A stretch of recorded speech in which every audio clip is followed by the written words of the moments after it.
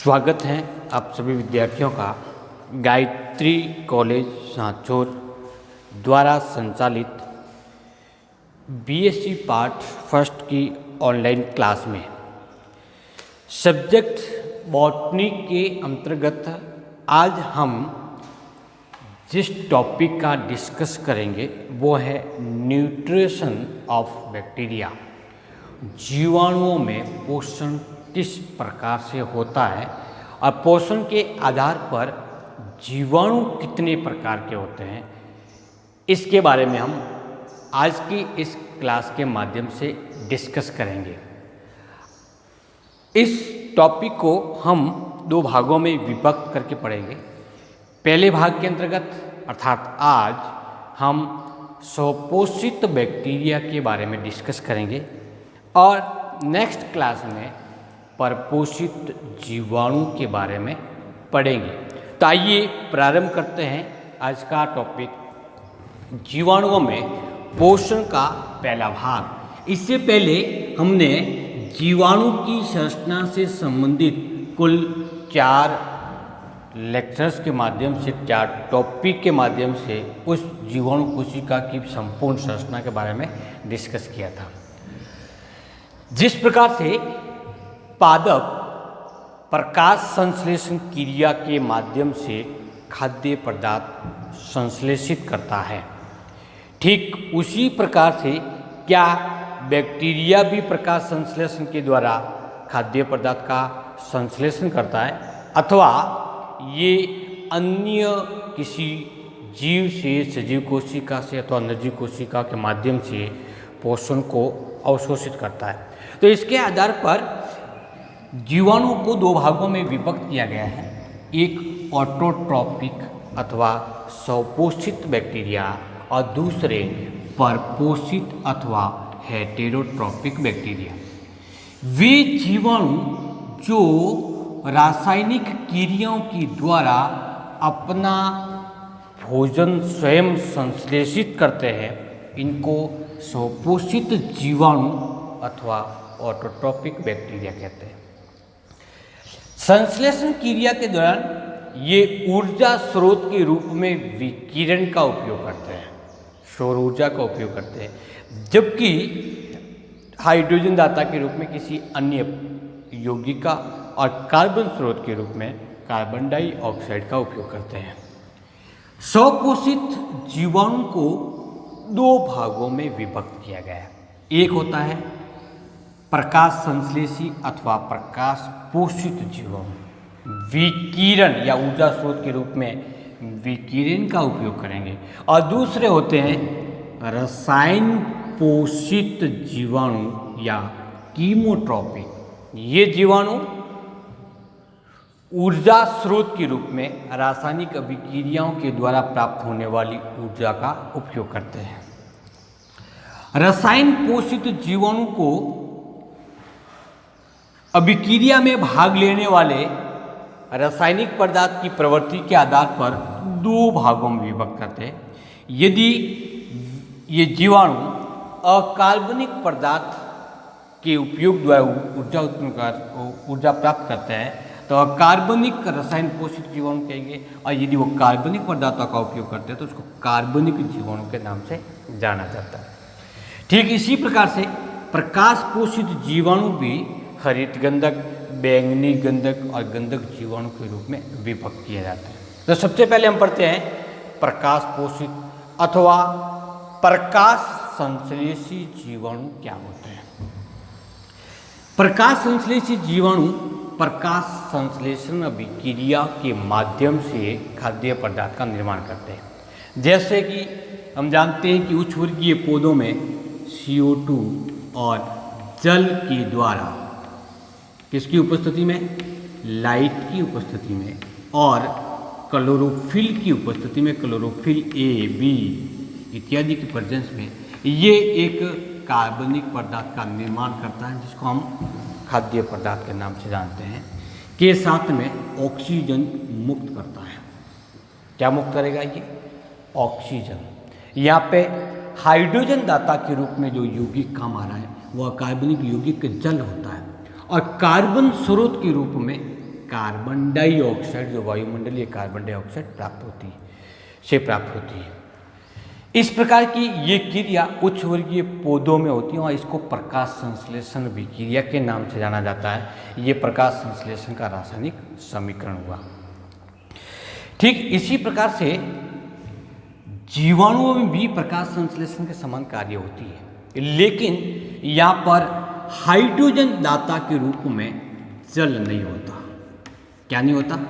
जल नहीं होता, बल्कि इस जल के स्थान पे कोई अन्य अकार्बनिक यौगिक जैसे हाइड्रोजन सल्फाइड इत्यादि प्रकार का होता है। तो क्या नहीं होगा? यहाँ पर जल नहीं होगा, लेकिन कार्बन स्रोत के रूप में वायुमंडलीय कार्बन डाइऑक्साइड प्रयुक्त होती है, अथवा हम ये भी कह सकते हैं कि श्वसन क्रिया में विमुक्त हुए कार्बन डाइऑक्साइड का उपयोग भी करते हैं। लेकिन उच्च वर्गीय पादपों के समान ही जीवाणु भी विकिरण ऊर्जा का उपयोग ऊर्जा स्रोत के रूप में करते हैं। प्रकाश संश्लेषी जीवाणु अभिक्रियाओं के आधार पर 3 प्रकार के होते हैं। इसमें से सबसे पहला भाग है, इसको नाम देते हैं ग्रीन सल्फर बैक्टीरिया या हरित गंधक जीवाणु। जैसा कि हमने पढ़ा था कि जीवाणु में कोई विशेष प्रकार के सुसंगठित क्लोरोफिल जैसे पिगमेंट नहीं पाए जाते, प्लास्टिड नहीं पाए जाते, बल्कि इसके स्थान पर प्रोप्लास्टिड जैसी संरचना क्लोरोबियम क्लोरोफिल या बैक्टीरियल क्लोरोफिल पाया जाता है। तो इन जीवाणुओं में वर्णक होता है, वो कौन सा होता है? Chlorobium chlorophyll. ये कौन से प्रकार के जीवाणु होते हैं? तो ये जीवाणु सूक्ष्म होते हैं, सामान्य तौर पर अचल होते हैं, और दंडाणु प्रवृत्ति के जीवाणु होते हैं, वो हरित गंधक जीवाणु कहलाते हैं। ये क्या करते हैं? ये प्रकाश की उपस्थिति में, ये लाइट है, और किसकी सहायता से? क्लोरोबियम क्लोरोफिल, क्लोरोबियम क्लोरोफिल की उपस्थिति में कार्बन डाइऑक्साइड और हाइड्रोजन दाता के रूप में हाइड्रोजन सल्फाइड।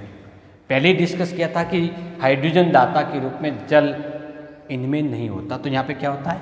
हाइड्रोजन सल्फाइड के साथ में क्रिया करने से कार्बन डाइऑक्साइड का ऑप्शन होता है, जिसके फलस्वरूप खाद्य पदार्थ का निर्माण होता है, हेक्सो शर्करा का निर्माण होता है। इसके साथ में जल निकलता है, क्योंकि अभिक्रिया में जल हाइड्रोजन दाता के रूप में नहीं होता। इस उच्च वर्गीय पादपों में हाइड्रोजन जल अपघटित होकर के हाइड्रोजन का निर्माण करता है, हाइड्रोजन परमाणु बनाता है और ऑक्सीजन बनाता है। इसलिए क्या उत्पन्न होती है? ऑक्सीजन। क्योंकि जल यहाँ पे प्रयुक्त नहीं हो रहा है, इसलिए यहाँ पर ऑक्सीजन के स्थान पर क्या विकसित होता है? सल्फर विकसित होता है, और यही सल्फर आगे फिर जल के साथ में मिल करके सल्फ्यूरिक अम्ल का निर्माण करता है। सल्फर उत्पादित करने के कारण इसको सल्फर जीवाणु के नाम से जानते हैं।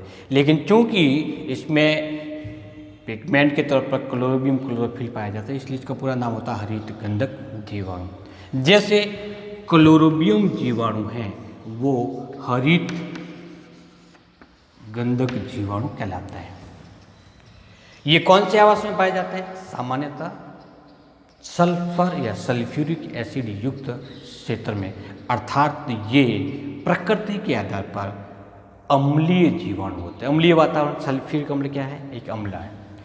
दूसरा जो प्रकार है उसको नाम देते हैं बैंगनी पर्पल सल्फर जीवाणु। इन जीवाणुओं में पिगमेंट के रूप में क्लोरोबियम क्लोरोफिल के स्थान पर बैक्टीरियो क्लोरोफिल ए और बी पाया जाता है। उच्च वर्गीय पादपों में क्लोरोफिल ए और बी होता है, लेकिन जीवाणु पाया जाने वाला क्लोरोफिल को नाम देते हैं बैक्टीरियो या बैक्टीरियल क्लोरोफिल ए और बी। ये कार्बन डाइऑक्साइड का ऑप्शन करता है जल की सहायता से। यहाँ पे हाइड्रोजन सल्फाइड नहीं है, लेकिन इसके साथ में सोडियम थायोसल्फेट भी प्रयुक्त होता है। इनकी क्रियाओं के द्वारा कार्बोहाइड्रेट का निर्माण होता है, जल बनेगा और सोडियम बाइसल्फेट उप उत्पाद के रूप में प्रयुक्त होता है। इन जीवाणुओं द्वारा प्रकाश संश्लेषण की क्रिया के दौरान कभी भी सल्फर जैसे यौगिक का निर्माण नहीं होता। हरित गंधक जीवाणु में सल्फर विकसित हो रहा है, लेकिन बैंगनी गंधक जीवाणु में सल्फर उत्पादित नहीं होता, तो उत्पाद नहीं बनता। कौन से प्रकार के बैक्टीरिया? जैसे अमीबोबैक्टर और थायोकैप्सा, ये बैंगनी गंधक जीवाणु कहलाते हैं।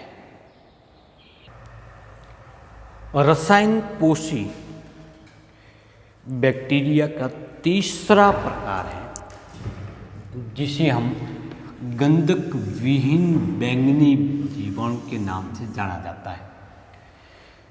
बैंगनी गंधक जीवाणु ऑक्सीजन की अनुपस्थिति में भी सर्वाइव कर सकते हैं, जबकि गंधक विहीन बैंगनी ऑक्सीजन की अनुपस्थिति में सर्वाइव नहीं कर सकते हैं। ये गतिशील जीवाणु होते हैं जिनमें गैस रिक्तिकाएं नहीं पाई जाती। रासायनिक अभिक्रिया के दौरान उत्पन्न होने वाला गंधक तात्विक गंधक कहलाता है, और उस गंधक का कोशिका में लगातार स्टोरेज होता रहता है। इन जीवाणु में संश्लेषण के लिए क्रियाधर होता है, वो एक कार्बनिक पदार्थ होता है। क्या होगा? ये कार्बनिक अम्ल होता है।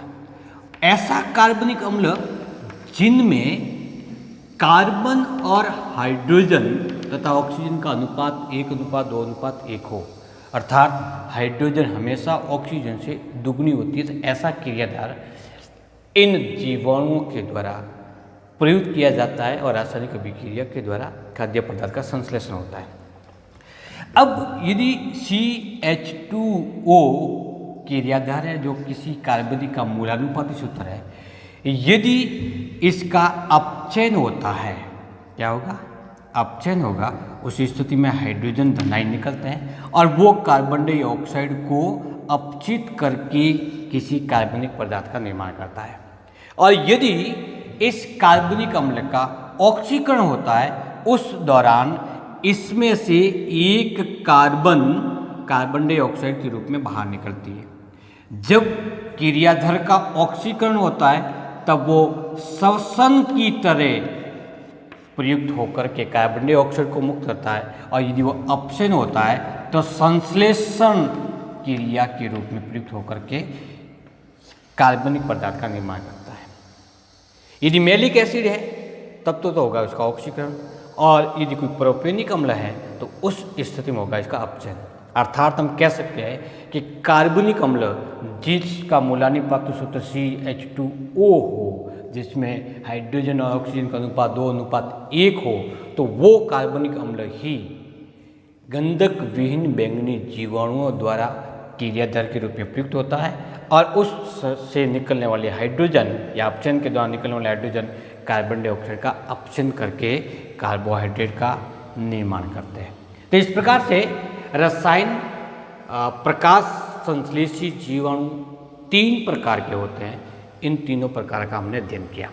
अब स्वपोषी जीवाणु का दूसरा भाग, जिसको हम कहते हैं रसायन संश्लेषी जीवाणु, वे जीवाणु जो किन्हीं कार्बनिक या कार्बनिक पदार्थों का या यौगिकों के ऑक्सीकरण अथवा अपचयन क्रिया के द्वारा रासायनिक अभिक्रिया संपन्न होती है, और उस दौरान प्रयुक्त ऊर्जा का उपयोग वो अपने जीवन को सर्वाइव करने के लिए करते हैं। इनमें जीवाणुओं में ऊर्जा स्रोत के रूप में नाइट्रेट, नाइट्राइट, अमोनिया और आयरन होता है, और आयरन का भी कौन सा रूप? फेरस रूप होता है। तो फेरस ऊर्जा स्रोत के रूप में प्रयुक्त होता है। इन सभी कार्बनिक यौगिकों का ऑक्सीकरण होता है, ऑक्सीकरण के फलस्वरूप ऊर्जा का निर्माण होता है। ये कुल 4 प्रकार के होते हैं। नंबर फर्स्ट, गंधक जीवाणु, आयरन जीवाणु, हाइड्रोजन जीवाणु और नाइट्रिकारी जीवाणु। सबसे पहले बात करते हैं गंधक जीवाणु। इस श्रेणी के जीवाणु बेंगीटुआ है या थायोबैसिलस है। गंधक जीवाणु इसलिए कहते हैं क्योंकि ये रासायनिक अभिक्रिया के द्वारा गंधक का निर्माण करते हैं। सल्फर या गंधक जल के साथ में क्रिया करके सल्फ्यूरिक एसिड का निर्माण करते हैं। सल्फ्यूरिक एसिड का निर्माण करने के कारण इनको नाम देते हैं गंधक जीवाणु। जैसे बेंगीटुआ है, तो वो हाइड्रोजन सल्फाइड को क्रियादर के रूप में प्रयुक्त करता है और इसके ऑक्सीकरण के फलस्वरूप सल्फर का निर्माण होता है। और वो सल्फर जल के साथ में क्रिया करके क्या बनाएगी? Sulphuric acid. और यदि थायोबैसिलस जैसे जीवाणु है तो वो सल्फर को डायरेक्ट जल के साथ में क्रिया करवा करके ऑक्सीकृत करेंगे और किसका निर्माण करेंगे? सल्फ्यूरिक एसिड का। तो हम ये कह सकते हैं दोनों प्रकार के बैक्टीरिया मिलकर के क्या निर्मित करते हैं? Sulphuric acid. इसलिए इन जीवाणु को नाम जाते हैं गंधक जीवाणु। जिस वातावरण के अंदर ये पाया जाता है उसमें सल्फ्यूरिक एसिड की मात्रा ज़्यादा होगी, इसीलिए जल अम्लीय जल कहलाता है। जीवाणु को हम अम्लीय जीवाणु भी कह सकते हैं। दूसरे प्रकार के जीवाणु होते हैं उसको हम आयरन जीवाणु के नाम से जाना जाता है। आयरन जीवाणु जैसे फेरोबैसिलस, ये जीवाणु क्या करते हैं? फेरस का ऑक्सीकरण करते हैं। किसका करते हैं? फेरस का ऑक्सीकरण करते हैं और किस में बदलते हैं? फेरिक के रूप में बदलते हैं। और ये फेरिक वातावरण में फेरिक हाइड्रोक्साइड के रूप में विद्यमान होते हैं। फेरस के ऑक्सीकरण और फेरिक हाइड्रोक्साइड के निर्माण के दौरान प्राप्त ऊर्जा का उपयोग ये अपने ऊर्जा स्रोत के रूप में करते हैं। चौथा जीवाणु और तीसरा जीवाणु है उसको हम हाइड्रोजन जीवाणु कहते हैं, जो जल के अपघटन के फलस्वरूप हाइड्रोजन ऑक्सीजन का निर्माण करता है। इस दौरान जो ऊर्जा उत्पन्न होती है उसके द्वारा ऊर्जा को प्राप्त करते हैं। जैसे स्यूडोमोनास सैकेरोफिला, किसका ऑक्सीकरण करेंगे? ये जल का ऑक्सीकरण करेंगे। चौथा जो प्रकार आता है उसको नाम देते हैं नाइट्रिकारी जीवाणु, जैसे नाइट्रोबैक्टर और नाइट्रोसोमोनास इत्यादि प्रकार के। सबसे पहले ये जीवाणु अमोनिया का ऑक्सीकरण करते हैं। वायुमंडलीय नाइट्रोजन से अमोनिया का निर्माण करने वाले जीवाणु को हम अमोनीकरण कहते हैं। तो अमोनिया का निर्माण हो चुका है, उस अमोनिया का क्या होगा? ऑक्सीकरण होगा। और ऑक्सीकरण होने से सबसे पहले किसका निर्माण होगा? नाइट्राइट का निर्माण होगा।